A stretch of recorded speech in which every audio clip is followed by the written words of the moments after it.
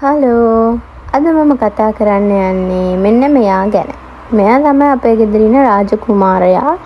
එතකොට අපි තමයි එයාගේ සේවකයෝ. ඒ විදිහට තමයි මෙයා හිටන් ඉන්නේ. ඉතින් පිළිගන්න අපේ බෲනා. බෲනා දැන් අවුරුදු 3ක් 4ක් විතර වෙනවා වයස. දැන් මෙයා නාකි කියලා තමයි හිටන් ඉන්නේ. මොකද කොයි වෙලේ බැලුවත් වැටිච්ච දැන බුදි. එන අමාරුයි කකුල් හතරෙන් ඉන්නවා දකින්න කකුල් හතරෙන් වීඩියෝ එකක් ගන්න හරි අමාරුයි ඉන්නෙම නැති තරම්. එක්ක මෙහෙම දිගා වෙලා ඉන්නවා එක්ක බුදි එක්ක වැටිලා ඔන්න ඔය විදිහට තමයි යාගේ ජීවිතේ ගෙවන්නේ. දවසේ පැය 24න් මං හිතන්නේ 23ක් විතරම බුදියගෙන ওই විදිහට දිග ඇරිලා තමයි ඉන්නේ. ඊටු පැය විතරයි කකුල් හතරෙන් හිටගෙන ඉන්නවා අපි දකින්නේ. බෲනාව අපිට හම්බුනේ මාරවිලෙන්. අපේ අම්මගේ ගෝලයෙක්ගෙන් තමයි හම්බුනේ. මම තමයි මං හිතන්නේ ඒගොල්ලන්ගේ සෙට් එකේ හිටපු පුංචි මෙක්කෙනා. අපි ගාවට එනකොට මයිලුත් තිබුණ නැහැ. ෆොටෝ එකක් තිබ්බනම් අප්ලෝඩ් කරන්න තිබ්බ රාජකුමාරයාගේ හැටි පෙන්න. එතකොට මෙයාව අපි ගෙනල්ලා සැපට බලාගත්තා. මොකද මෙච්චර අවුරුදු ගානකට අපේ ගෙදරට හොඳ වර්ගයේ බල්ලෙක් ගෙනල්ලා නැහැ. ඔක්කොම හිටිය අපිට පාරෙන් හම්බ වෙච්ච අය. ඒතර මෙයාලා ඊට වඩා මේ සැලකිල්ලෙන් බලන්න ඕනේ කියලා අපිට ඒ අක්කා කිව්වා. කොහොම හරි ඉතින් ගෙනල්ලා පුතණ්ඩියව හොඳට බලාගත්තා. කන්න ඉල්ලන හැමදේම සමහරට ගස්සනවා මාළු දැමහම මාළු කන්න. එතන මසුත් දාන්න ඕනේ. මස් කන්නේ නැති වුණා මතක බලා ගන්න ආය කරෝල හරි මොනවා හරි තියෙනනේ ඒව දාන්න ඕනේ. එන මෙයාගේ විපිරියාස ගොඩයි. කෑමේදී හරියට තෝරනවා ಜಾති. මාළු දානවා නම් මාළු විතරක් මදි. දැන් අපි කන්නේ චිකන් නම් එයාලට මාළු නම් එයාලට චිකන් ඕනේ. ඒතර ආය අර මාළු තියෙන බත් එකටම චිකන් උත් දාලා අල්ලලා දෙන්න ඕනේ. සමහර දවසට මොන જાතිය දැම්මත් කන්නේ. අන්තිමට බලනකොට මෙයාගේ පිඟානේ තියෙන වර්ග මස් මාළු වර්ග 5ක් විතර.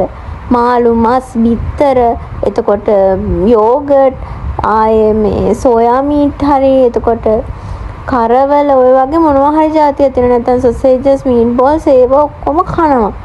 ඒ ඔක්කොම දාලා ටිකක් වෙලා බලන් ඉන්න තවත් මොනවා හරි දාන්න තියෙදි කියලා එහෙම මොනවත් නැති නිසා ඔන්න බත් එක ගිනිනවා. කාලා එතනම වැටිලා නිදා ගන්නවා. ඒකයි මේ උරු පැටිය වගේ වෙලා තියෙන්නේ. අපි කියන්නේ කොයි වෙලේත් කිරි සබ මිටියක් ගෙමදින් එහෙට මෙහෙට යනවා කියලා කනවා බුදිනවා. මං කිව්වනේ අපේ කුකුගේ කතාව කියනකොට මෙයා ඉස්සරහ සෑහෙන ලෙඩ දෙනවා.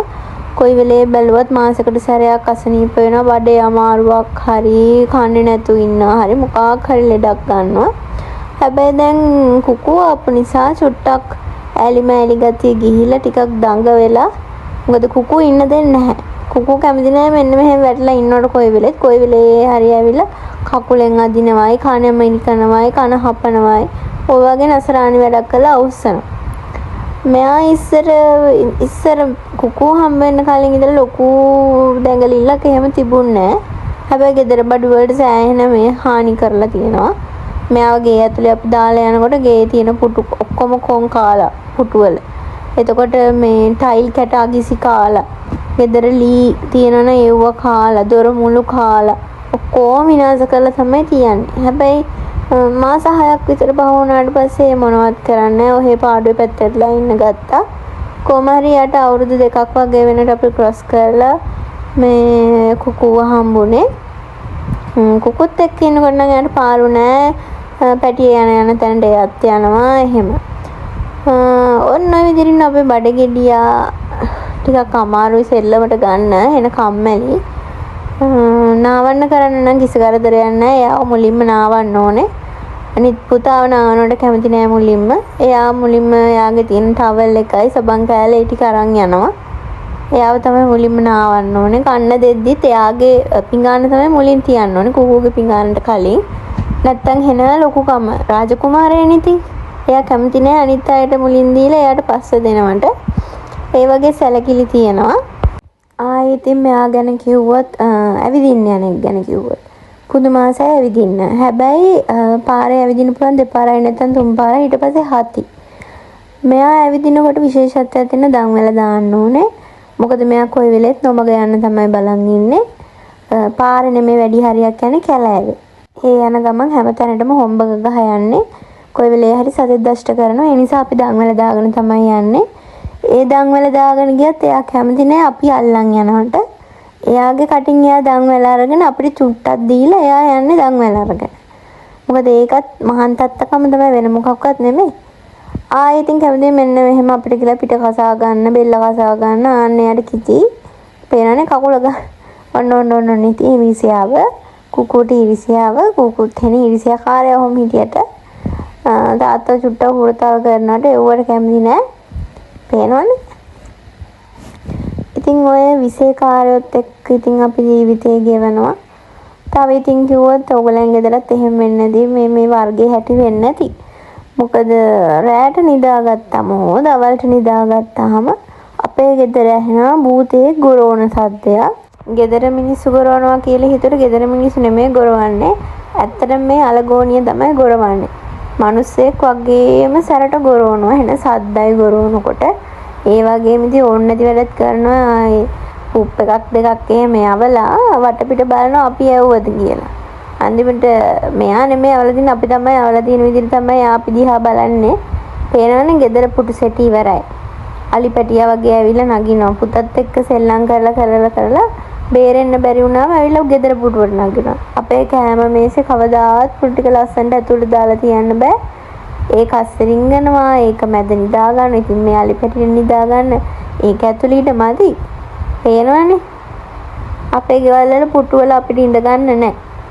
බිම ඉඳ ගන්න නෑ ආසාවකටවත්. කෑම මේසේ පුටුවක් දිගෑරගෙන කන්න බෑ මැදින් එල හොම්බ තලේ දාන උඩට. එතකොට ඔකින් අපිට ඇඳකට නිදා ගන්නත් බෑ ඇඳ ගාවටත් ඇවිල්ලා හොම්බ ගහන. කුස්සිය උයන්නත් බෑ එතන උයනකොටත් ඇවිල්ලා උයන තැන මැද ඉඳ ගන්නවා. කකුල් දෙක දෙපැත්තට දාගෙන තමයි අපි උයන්න ඕන. ඔය වගේ වැඩ තමයි තියෙන්නේ. නාන්න ගියත් එනවා දූගෙන පස්සෙන් යාවත් නාවයි කියලා. ඔය වගේ ඉතින් කරදර නැති කියලා තියෙනවා මටත් පොඩ්ඩක් කියන්න මේ. මොකද අපේ ගෙදර නම් සෑහෙන මේ වද දෙනවා මේ දෙන්න එකතු වෙලා. අපි නිකන් මේ යාළුවා ගෙදර ඉන්නා වගේ තමයි ඉන්න ඕනේ. අපේ ගෙදර අපිට ඉන්න ඕන විදිහට ඉන්න බෑ. මොකද මෙයාලා දෙන්න ඉන්නේ. මෙයාලා දෙන්නට ඕන විදිහන්නේ. විශේෂයෙන් බ්‍රූනත් එක්ක හරි අමාරුයි මේ අපේ ගෙදර අපිට ඕන විදිහට ඉන්න.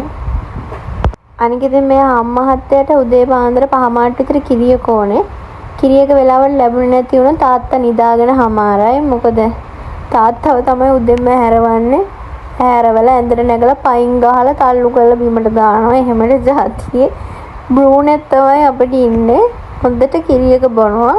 බීලා ඊට පස්සේ ජරා කරන්න ඕන නම් මේ මිනිස්සයා ආයෙ මරාගෙන කනවා. පස්සෙන් ගිහිල්ලා එල්ලලා හෙන වදයක් දෙනවා. හපනවයි විකනවයි ඉස්සරහා දත් ටිකෙන් හරි වදයක් දෙනවා.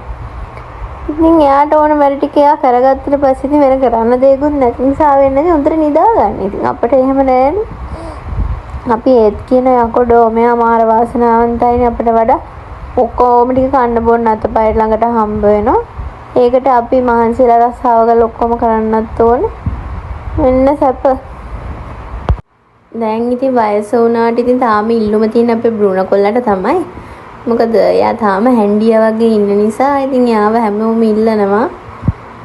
ඉතින් අපේ කුකුටත් දුක හිතෙනවා. එතකොට එයානේ දැන් තරුණ කොල්ලා. ඒ වුණාට එයාට වඩා තාම ඉල්ලුම තියෙන තාත්තට.